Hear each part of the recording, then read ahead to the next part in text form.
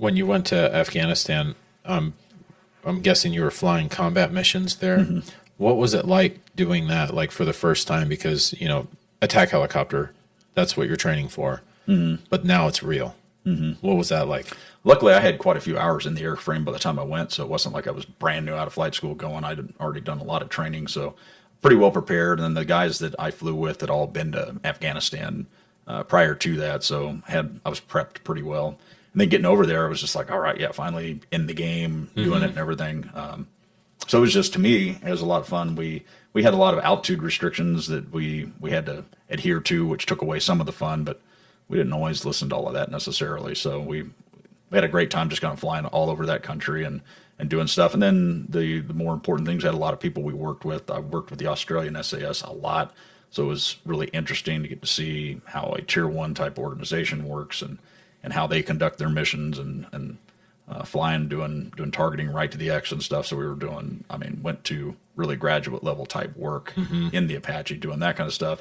And then when I'm on the days I'm not working with them, I'm jumping over and just doing convoy security and working with like E2s and E3s, hitting you up on Blue Force Tracker, just wanting you to kind of do a flyby and kind of help build their morale and stuff like that. And then they feel I think that there's a lot of reward there, even though it's a boring mission to fly over a convoy for 8 hours. But that convoy feels completely comfortable and safe as long as you're over top, because all the dumb ones were already dead by the time I got there. They weren't usually stupid enough to shoot an Apache because they knew that death was going to be the immediate result of them doing that. So they became those Apache videos that you can still find. Yeah, you can still find a lot of those videos of us turning people into fertilizer because they were shooting at coalition forces and things like that. So a lot of that had really slowed down. And we went out with the Australian SAS, and we were going out and actually actioning on specific intelligence to go out and take out things like bomb makers, and we were specifically going and finding specific individuals and stuff. So that made that part interesting and meant a lot more action. Anything other than that was just troops in contact. And there was, you would stay pretty busy just flying from one side of your AO area of operations to the next. Anybody that was in any kind of trouble, that's what we were out. We were just running around making sure that we jumped over there. And a lot of times you'd get there, it's not like there'd be any action by the time we get there. They'd hear us coming in, and they would get. Wow. So that was great for the guys on the ground because it caused it to break contact. It's not like the guys in the convoys running materials and stuff back and forth. They don't want to get in a gunfight. So real quick, so people that are listening and watching know troops in contact. What does that mean? So troops in contact is any time that they've got an active engagement going. So we'd get a troops in contact call over the radio. They would give us a grid that we'd fly to, a frequency to go to and stuff. And we could get that across SATCOM. We could get that across ground frequencies. We get it. The Blue Force Tracker is basically a little GPS system, and the Blue Force Tracker icons will show up for every coalition type person in the area. There's a little blue icon that'll pop up. I could click on it, and it would tell me all the information about what that person's call sign was, what vehicle they were in, what kind of a vehicle, whether it was aircraft or us.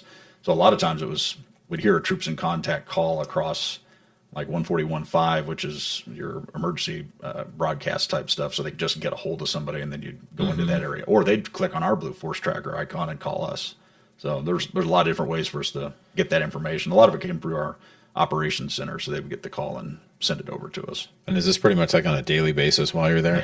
Yeah, pretty much all the time. There's somebody take pop shots and stuff. It's not like there was 2012 and 2013. That was the war kind of went through lulls, and it was a little bit of you'd have hot spots and things like that. In the winter, it'd slow way down because they didn't like traveling and being cold and stuff like that. And the mountains were pretty terrible to be traveling around. And so it'd get really quiet during those times.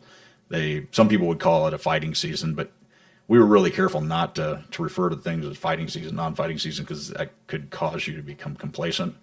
Because it could happen they could plan an attack at any time, so you got to be ready. So, yeah. I would imagine it's pretty rewarding to support ground troops like that.